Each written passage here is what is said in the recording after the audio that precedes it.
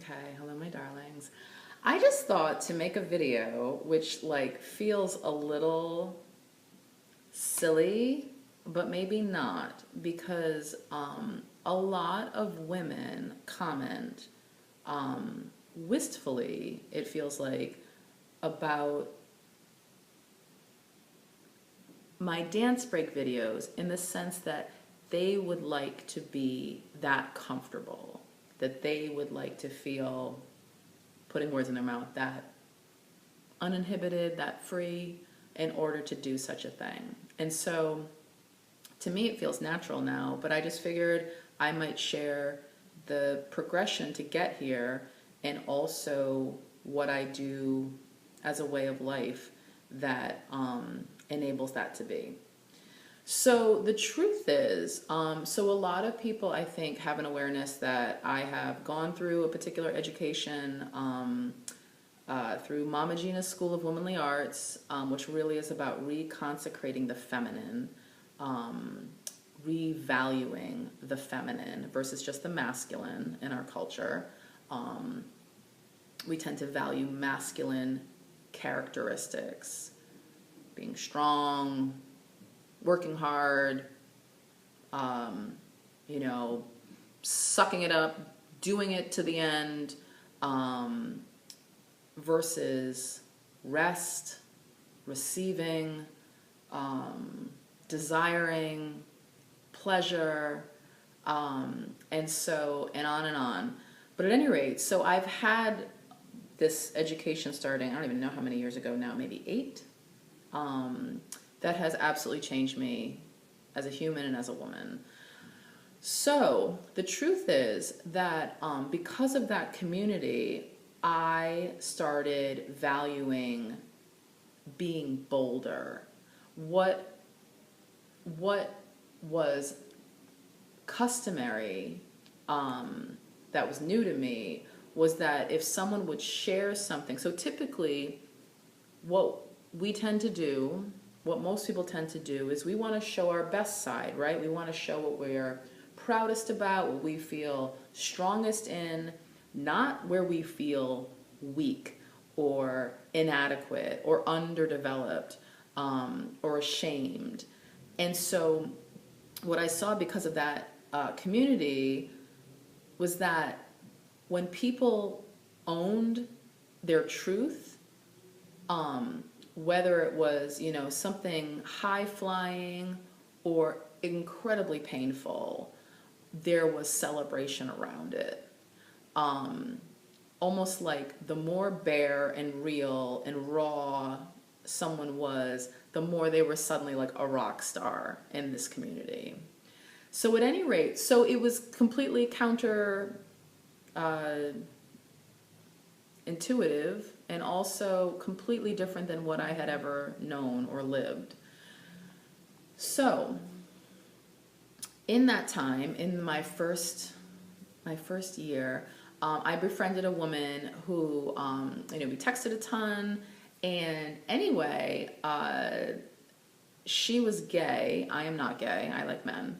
But she gave me loving attention in a way that felt very safe. So almost like, you know, flirtatious attention, frequent attention, like I might have wanted from a man, but from a woman that I had no interest in being with, who was clear about my sexual orientation, but that felt safe. And so at any rate, you know, I was kind of like getting what I needed, and in a way that felt safe. So at some point, I think that like because I was getting so much love, you know, so much positive reinforcement, so much loving attention, I kept feeling better and better about myself. And so I obviously have a inclination to dance and to move. I love it. It's always, I mean, you know, growing up taking dance lessons and things like that, but I feel like movement and just obviously exercise and all this other stuff is just something that I crave and makes sense to me to do. It's nourishing in many ways.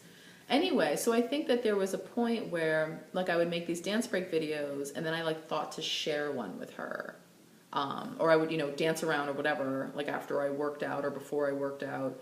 And I thought to share one with her, which felt like, ooh, am I really going to do this? But it was like all I had been getting is like love, love, love, love, love, love, love, love, love. You're so great. You're so sexy. You're so hot. That's so amazing. Oh my God, I love that.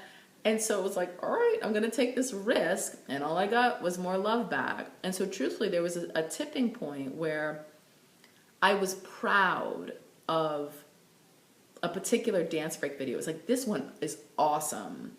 I love this. It feels fabulous to watch. It's so fun. And I thought like, oh my God, I'm going to share this with my Sister Goddess community, which felt petrifying to do because what we have been taught to do when we do something, especially women, maybe men have this too, but especially women, when we think to like step outside of our kind of established perimeter, our little pen, when we shine a little brighter, it is very threatening. It is very unsettling to do for the individual. It can come back with feedback that seems like it is very threatening for the world. So there's, for me, and I think for a lot of women, there's this kill switch that comes up when we start to be a little bigger, shine a little brighter, be a little bolder. And so that's what happened to me. I thought to share a particular dance break video, and I berated myself. I was super hard on myself. Who am I? Like, oh my God, I feel like such an asshole for even thinking about sharing this. Like, picking it apart, picking me apart. And the saving grace in all of this was that because of this education, I recognized that maybe that shit was normal from cultural conditioning, but it's certainly not natural. And so at any rate, I had enough reinforcement with this different way of being. I had enough reinforcement from my Sister Goddess girlfriend who just wanted to be loving and affirming and celebratory of me in this super safe way, that I was like, ee! And the reinforcement of like, damn, if you do something like that's a little risky, that's like daring and fun, you get celebrated versus criticized versus cut down. So it was like, I'm gonna do this. And I did it, and I got love back. And I did it again, and I got love back. And so I had enough exposure and reinforcement as I stepped through the threshold of my own fear again and again to only get love back, to only get celebration back. Not like, who does she think she is for doing something outlandish or bold. And so this started normalizing doing things that were a little outrageous. So there's that. All of my memes and things like that, I never could have done that crap before my experience with my Sister Goddess community, my own education, and then my own practices. And so the things that I will also say is that what makes dancing like no one else is watching is making myself right. Making myself right. I want to do this. I think it's right to do. Because I want to do this, I should do this. There's a statement by Ms. Mama Gina about our desires, actually another mentor, Kasha Arbaniak, who talks about the fact that, so Kasha talks about the fact that our desires are kind of beyond us, like we don't actually have a say in what we want. We can't dictate what our preferences are. Our preferences are. Mama Gina makes a statement about essentially our desires are where like heaven meets earth, that they're larger than us, that they are from the divine, that we get to like live out this expression of inspiration, and something that generally makes us expand. Anyway, so with that, so me making myself right, I want to do this. It seems so fun. And I know that when something activates me, when something lights me up, it lights other people up. And I feel like that is our truth. That is like, we know when we've hit it, we know when we've encountered it, and it's compelling. We pay attention when we see something that is, when we hear something that's honest, when we see something that is based in the truth. And we feel activated, whether we're the one doing it, whether we're the one seeing it. But at any rate, so that's additional fuel for me when I doubt sharing something that feels a little riskier, because I know that it's valuable, and that it's what the world wants and it's what the world needs, frankly. And then maybe lastly, how to dance like no one is watching is to not give a shit about anyone else watching. When we start to be focused on eyes coming at us from outside, it is so easy to get out of our moment, to feel awkward, to get stilted, to feel anxious.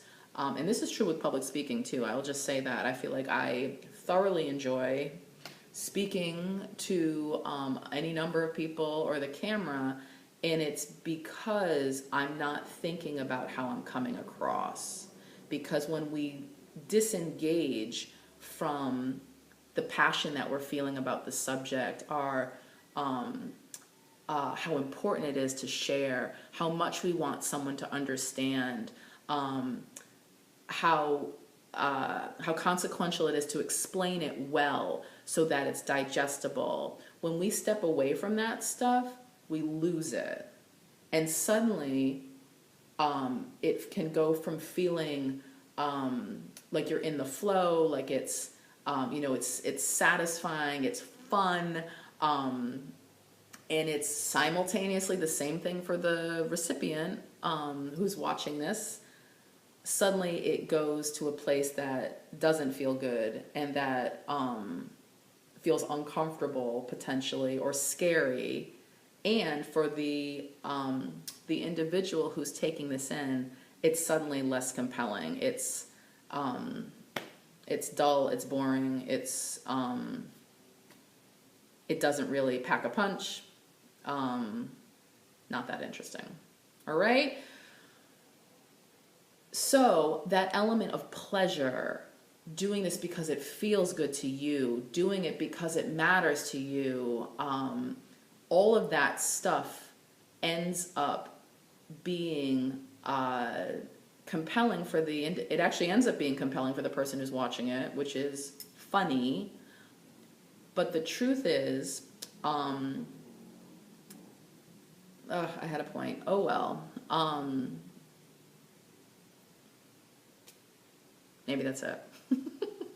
Your pleasure is the thing that keeps you connected to you. That was it. Basically, what ends up happening is when you are focused on your pleasure, when you are enjoying what you're doing, when you're doing what you're doing because you enjoy it, you are free. And so the more we give a shit about what anyone else thinks, how they're responding, the more encumbered we get, the more bound up we get, the more restricted and constricted we get. But when we don't, that doesn't even exist. I'm just going to think about what I want. I'm going to think about how good this is to me. I'm going to think about why I love doing this. Oh my God. I'm just going to allow this music to move me and to embody it and to be in it. Then we are free. And that is what is additionally compelling. But we don't get there by thinking about those things. We get there by fully engaging with what we're doing and like sucking the marrow of out of the bone that is pleasure and enjoyment and fun. That's it. All right? So if you want to baby step your way into this process, I mean, obviously I just talked about a whole like life change because of an environment and a community which is not recreatable, you know, by the snap of your fingers. But I will just say that what you might want to do, should any of this information sound interesting, I would totally check out Mama Gina's stuff. There's also a group called the Academy, which is connected to Kasia, Kasia. I can't even spell her last name, Urbaniak. But be in touch with me, should you wish, to know more about those two freeing schools of thought. Mama Gina has a slew of books. Pussy is the latest one, which essentially is the program that I went through multiple times and am still connected to it years later. That really is mastery in written form, that program in written form. I would totally encourage you to check that out.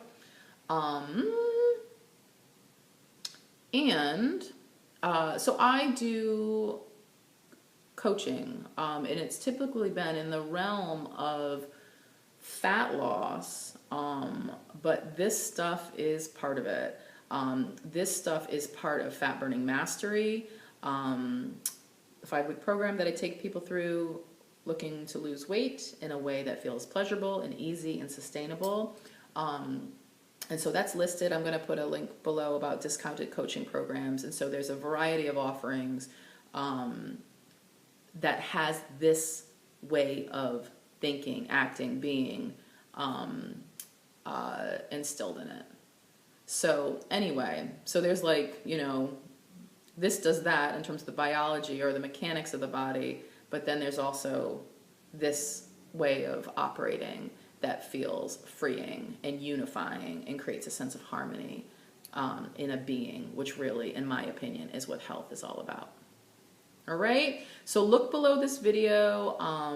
Would love to hear any feedback. Please share a comment or like it if you liked it. And I think that's it. Please be in touch for any reason. So much love to you all. And that's it. Until next time.